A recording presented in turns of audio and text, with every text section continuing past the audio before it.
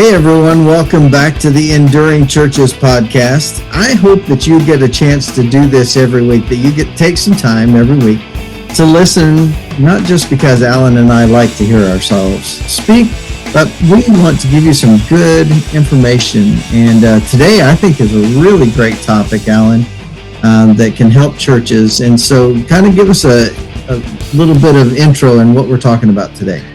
Well, Trent, one of the things that's important is really what people see when they come up to your building. And, you don't get a second chance to make a first impression.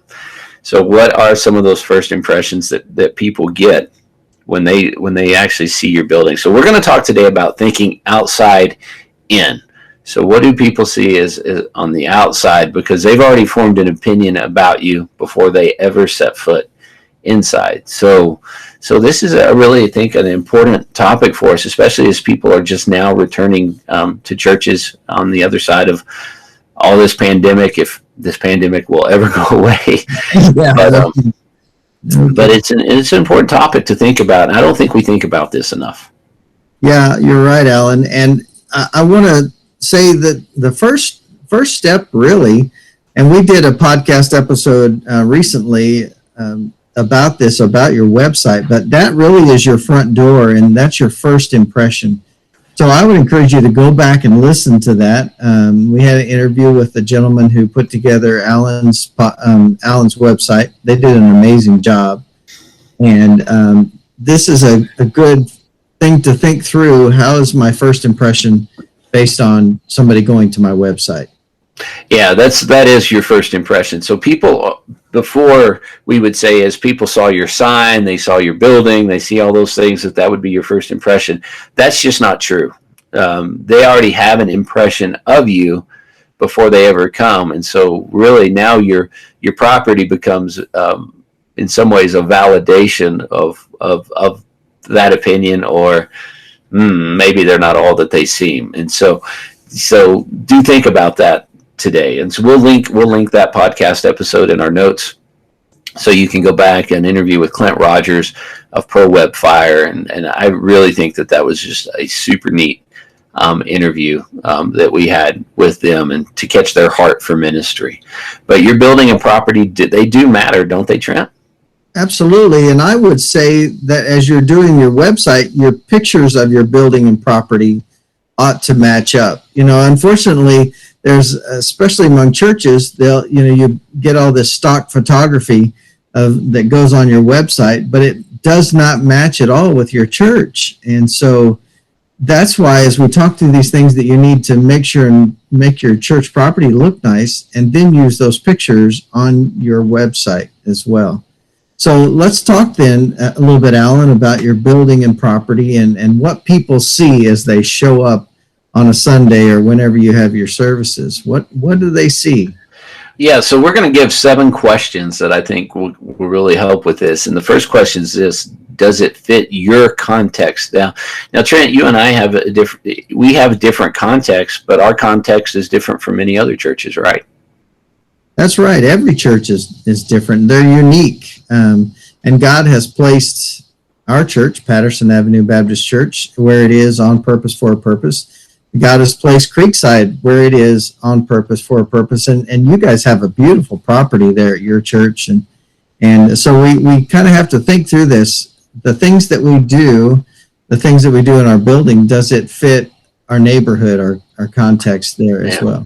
So yours is kind of within the community itself, right? I mean, you're a church within the community. We're a church in what was called an equine community. So there's a lot of people with horse properties and a lot of acreages, and our church is out on an acreage. It's on a major road, but it sits back off the road, and we have 26 acres.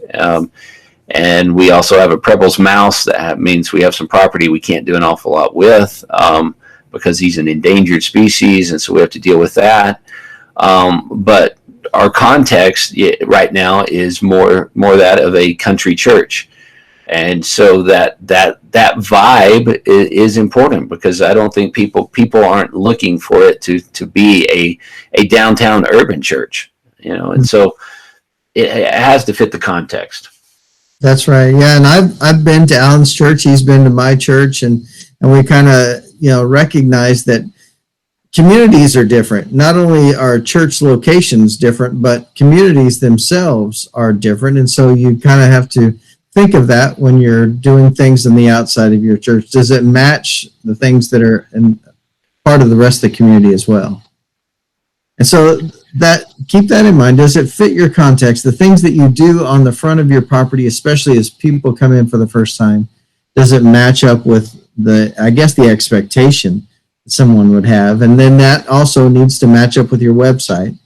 But then as you get there, you need to think about, how do people know where to go when they get to your property, Alan? How do they figure that out? Yeah, is it clearly marked and visible? I think I told you that our building sits back off the road, and of course you've been there, and it's about 200 yards from where you turn off the road to our building. And when we first moved into that, I mean, it was a big deal. It took every resource we had just to build our initial sanctuary, and we didn't have the money for a big sign out front. And we had a member who he just wouldn't let that go. Every meeting, we need a sign, we need a sign, we need a sign. And people say, oh, a sign's not that important. You invite people. Well, a sign is that important. Mm-hmm. I cannot believe, as soon as we put up the sign, how many people say, oh, I saw the sign and I came in. And so do you have good signage? Can people know that that's a church? Sadly today, people don't know if it's a church. And then many churches have repurposed other buildings, whether it's in a shopping center or something like that. Do people know where you're at? Can they find you? If you've rented a shopping center space, and you're in between Safeway and Subway, how do they know where you're at? Right. So yeah. Do you have signage? And then, half the year you get really dark nights. Can people find you in the dark? Do you have lighting? Right. Well, and that for us, that goes together, because you were talking about not having a sign. Our church had a sign, but it was really run down. It looked terrible. And so thank goodness there were some families in our church that said, hey, we want to make that better. So we totally redid it, and now we have a digital sign plus a cutout metal sign with it. And so we get lighting, which automatically attracts people, especially in the evening, with that digital sign, and that helps us a bunch. And those are coming down. I will tell you, when we did ours, we've had it for about 5 years or 6 years now. And oh my gosh, when they first started telling me how much that was going to cost, I was about lost all the hair that was on my head. And I used to have some, by the way. Anyway, they have come down. And so there are possibilities that you might consider as you look at signage. And then lighting, like you said, Alan, we had a very dark parking lot, and we had to add some lighting to that to help it seem more inviting. Yeah, one of the things to consider when you're looking at digital signage too is it something that I can do based on my location? Like by us, you can drive 50 miles an hour, and so the size of digital sign we would need would not have been allowed by our county. So you've got a lot of things to think about, but that's what companies who build signs actually have all the research and all the information to help you work through that. So make sure you get good information. But yes, your sign is important, and so make sure that you have good signage and good visibility, good lighting. So that's that second question. Here's the third question: is it clean and cared for? Mm-hmm.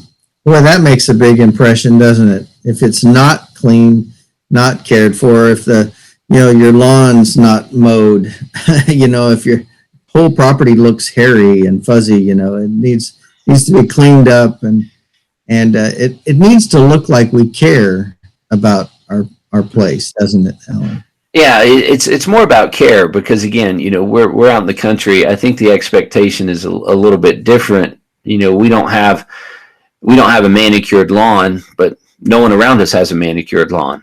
So it's a lot of fields, and so there's a lot of field nature around us. But we do have to mow it down. We had outbreak of Russian thistles that were these really gnarly weeds. If you've never seen those, that is a crazy weed, and it just can take over your properties.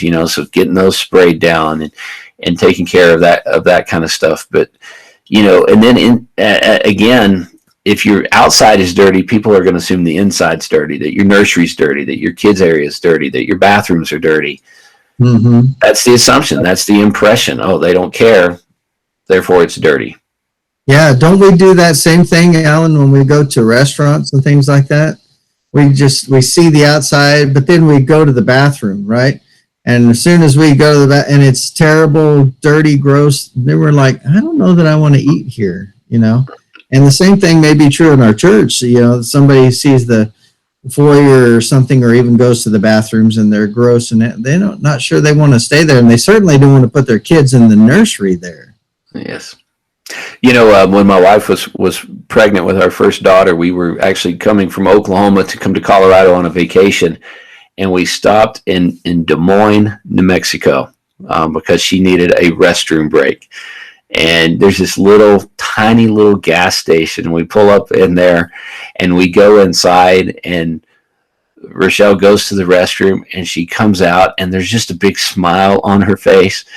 And she goes and hugs the owner of this place, because he had the cleanest gas station restroom she had ever seen.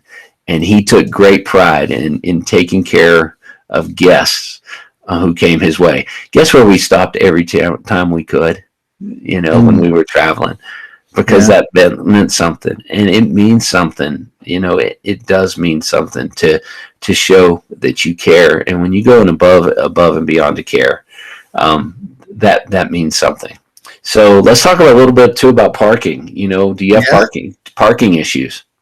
Well, and this is your context too. Again, we talked about first, you've got to look at what your context is.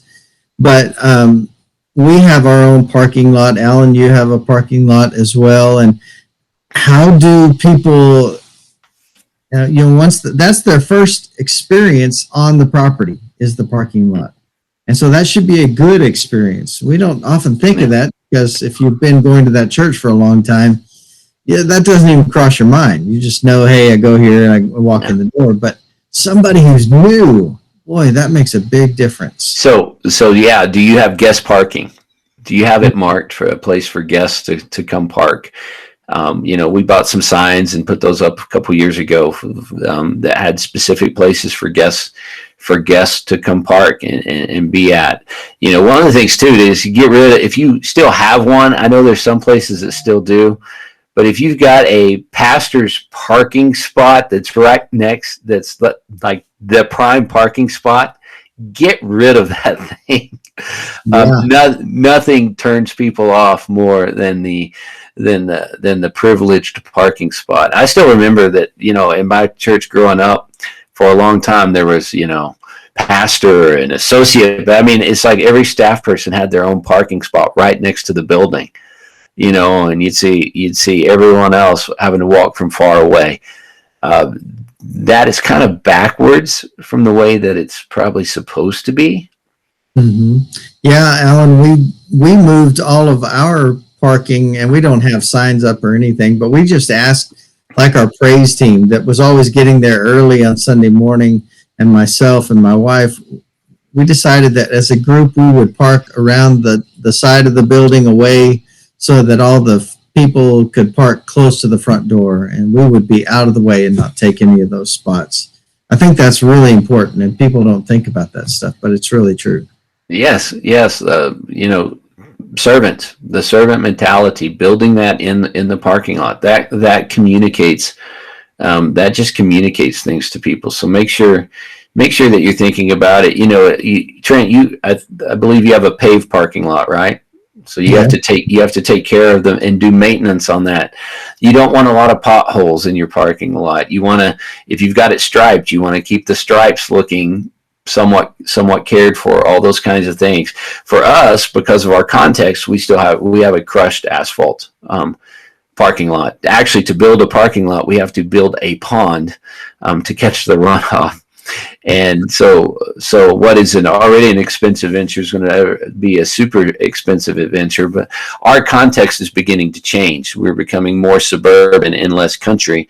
And I would expect at some point in time, we are going to have to make that jump to a different type of parking lot to fit our context. But for now, that's what ours is. And so the expectation is a little bit different. But again, context matters. You got to take care of your parking lot. Yeah, and as you're saying that, I'm like, oh my gosh, we need to repaint our stripes.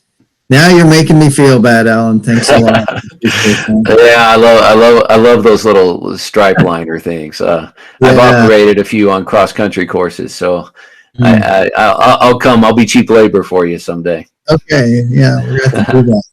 So then also be thinking about, as I said before, have you driven into your place, or maybe even ask somebody else to drive in, kind of like a secret shopper kind of thing. Drive into our property and give me your first impressions.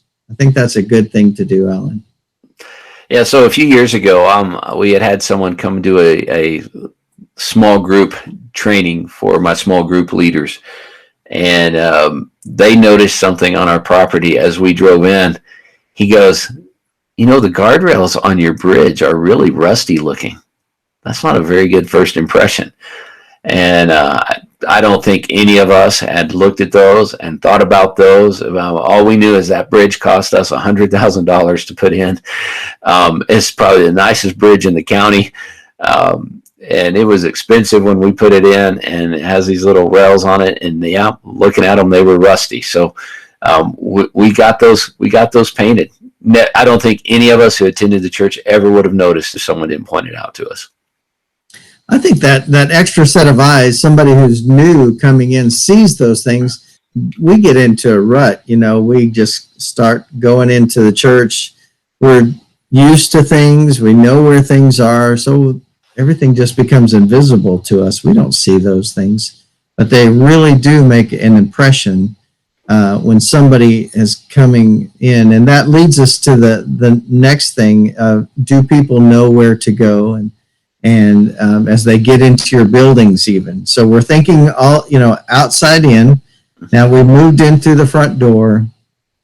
Are there signage in there as well? Yeah. So even in your parking lot, Trent, I mean, some churches have a large parking lots, or they wrap around. So, many churches don't want people going in side doors and this and that. Some of them even keep them locked.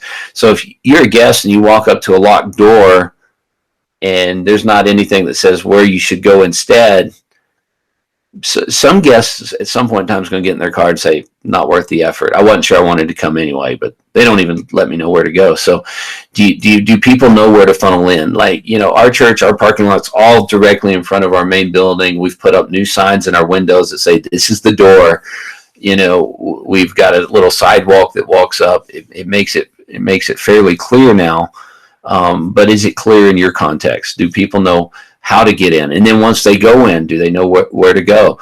We've moved our welcome center. We're doing all kinds of things to funnel people where we want them to go. And so it's really important. Do you have greeters, and do they know their job?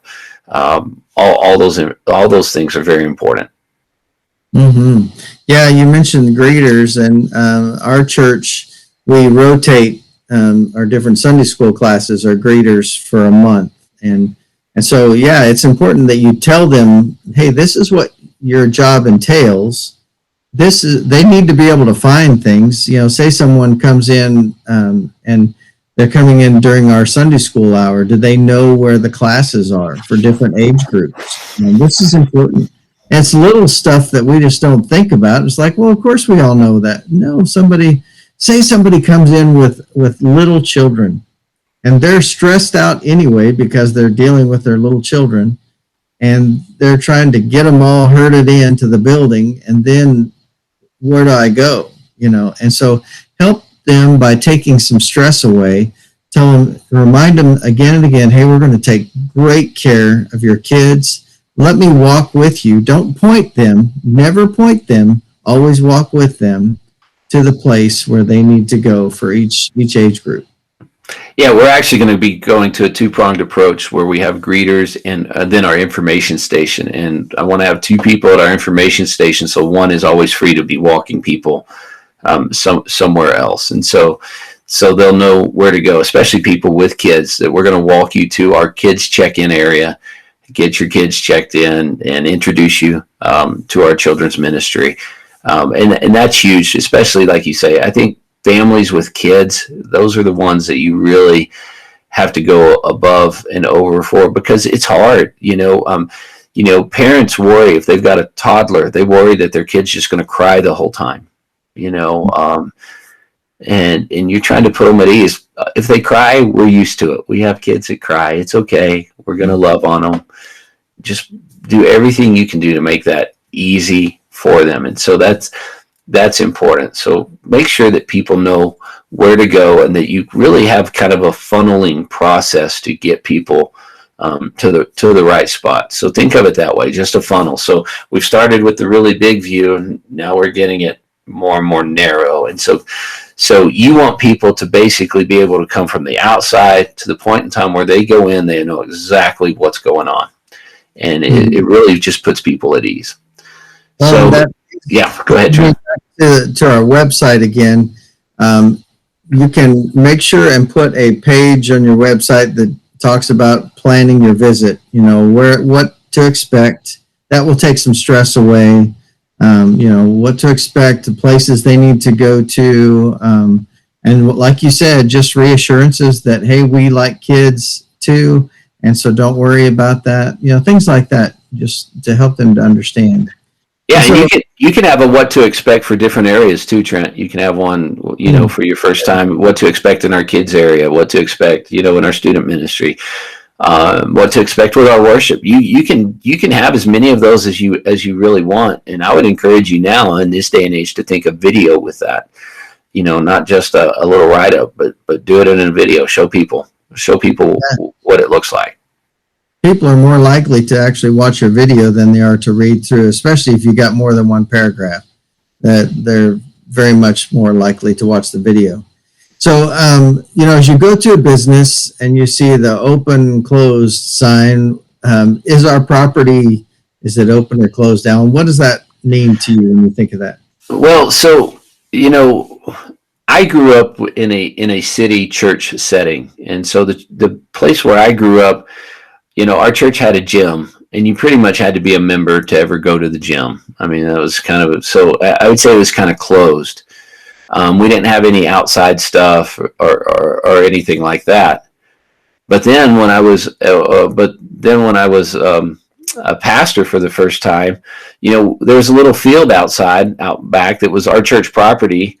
And so we would go play softball on it, and then I would see kids playing on it. And then, I'd look around at other churches, and churches had parks and things like this, and realize there's a difference between an open and closed property. Now, some because of, again, context, you may need to have a closed property, but you need to figure out, is yours open or closed? We want our property to be open. We've got 26 acres. We've put in a 9-hole disc golf course. I'd love to do 18. So if any of you want to donate to that, we used what we had the resources for. But we've got 9 holes of disc golf. We've got a sand volleyball area. We've got an outdoor pavilion where you can come and kind of have a picnic. We want our community to feel like they are welcome at their convenience to come onto our property and be there. Mm-hmm. Yeah, and this, again, we want to remind you, this is based on your context. And we understand that there are some places, our church is right on the highway. And so our playground area, we had to fence off mostly for the security of our kids being out there so they're not chasing a ball into the highway. So it may seem closed, I guess, but think through this and where you are. What are the greatest needs that you have? And you do want your church to be inviting. And so you've got to be intentional about making your property inviting to other people. And we go out of our way to host events within like the community if the chamber's having an event, we host chamber meetings, or if there's a group that needs a place for training, we always try to make our buildings open for that. And we would encourage you to do that as well. Especially in small communities, meeting space is always at a premium. And so, those are ways to make your property open to others as well. Absolutely. So you want to think through those processes. What makes your property open or closed? In some places, I get it that churches even have to have fences around their property. But if you don't have to have a fence, why would you want a fence? You don't want to put bars across your driveway that says "Don't enter here." You want to do everything as much as you can do to say we love people and we love our community. And so you want to be probably as open as you can be, but understand that there are times, like you mentioned, it looks a little bit closed off, but that's for the safety of people. And so what doesn't really say closed, it says protected, it says secure. Mm-hmm. And so again, that can be important as well. So these are 7 questions. Does it fit your context? Is it clearly marked and visible? Is it clean and cared for? Have you taken care of your parking issues? Have you driven in as a first-time person? Do people know where to go? And is your property opened or closed? And those are some things that maybe will help you think from the outside in. So Trent, do you have some final words for us and how people can contact us? Yeah, first of all, I would say today do that. Go to your property, ask God to show you what other people see, or invite someone else to drive into your property and look and to give you their first impressions. But we want to help you with things like this. This is an area that Alan has got some great training in, and we can work together with you to be able to help you to look through your property, to give you a consultation and help you to maybe make some changes that won't be super expensive, but can make a big impact on people as they come in for the first time. So you can contact us. First of all, email Alan, ALAN, at enduringchurches.consulting, and then Trent, TRENT, at enduringchurches.consulting. You can also find us on Facebook at Enduring Churches. And then, of course, our website is enduringchurches.com. So I hope we helped you today. We want you and your church to endure. And really, that first impression is one step in the endurance process, because you want to have a growing church. You want to reach your community. And to endure, you need to do that. And they're just things that kind of get out of sight, out of mind. And hopefully this will help keep those things on the forefront. So keep pressing on. We want to encourage you to keep on keeping on in your ministry, and we look forward to catching you next week on the Enduring Churches podcast.